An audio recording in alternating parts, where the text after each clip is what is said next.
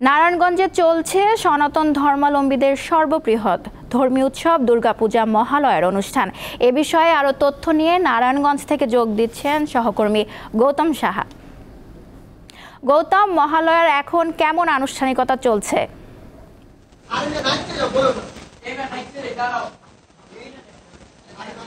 আজ দেবী দুর্গার শুভ মহালয়া, যে আজ সকাল ভোর থেকে কিন্তু এই মহালয়ার আনুষ্ঠানিকতা শুরু হয়েছে। দেবীপক্ষের যে পিতৃপক্ষের যে অবসান এবং মাতৃপক্ষের যে সূচনাকালের যে সময়কাল, সেটাকে বলে মহালয়া।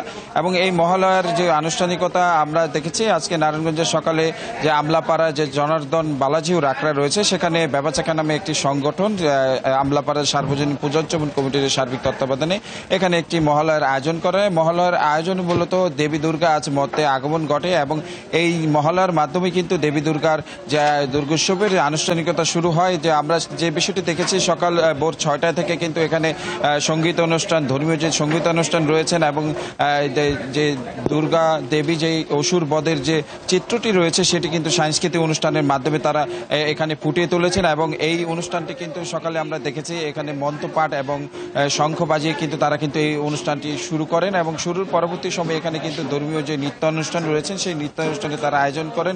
এবং কিছুক্ষণ আগেই কিন্তু সেই চিত্রটি এখানে ছিল এবং সেখানে কিন্তু এই অনুষ্ঠানটি শেষ হয়েছে এবং তারা এখানে কিন্তু ভক্তরা কিন্তু এখানে কয়েকশো ভক্ত কিন্তু এখানে আগমন ঘটেছে। যেহেতু এইটা নারায়ণগঞ্জে এবারের মতো তৃতীয়বারের মতো মহালয়া আয়োজন করেছে। এর আগে কিন্তু নারায়ণগঞ্জের যে দেবক লক্ষ্মীনারায়ণ বারোয়ারি পূজা উদযাপন কমিটি আছে, সেখানে কিন্তু বড় আকারে মহালয়া পূজা উদযাপন করা হতো। এবং এইবার কিন্তু আমলাপাড়া যে যুবকরা রয়েছেন এবং শিক্ষার্থীরা রয়েছেন, তারা কিন্তু সম্মিলিতভাবে এই আয়োজনটি করেন এবং তারাই কিন্তু এখানে পারফর্ম করেন। আমরা যে বিষয়টি দেখেছি, নাচ গান এবং যে ধর্মীয় উপাসনা রয়েছেন, পূজা অর্চনা রয়েছেন, এখানে কিন্তু উলুধ্বনির মাধ্যমে কিন্তু তারা কিন্তু দেবী দুর্গাকে আগমন করেছেন। আমরা যে বিষয়টি শাস্ত্রমতে জানতে পেরেছি, এই দেবী দুর্গা এবার দোলায় চড়ে এসেছেন এবং তিনি কিন্তু ঘটকে চড়ে প্রস্থান করবেন।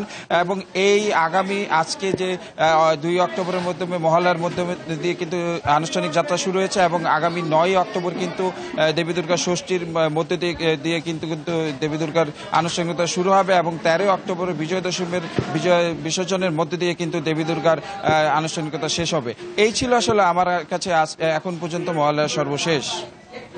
নারায়ণগঞ্জ থেকে জানাচ্ছিলাম সহকর্মী গৌতম সাহা।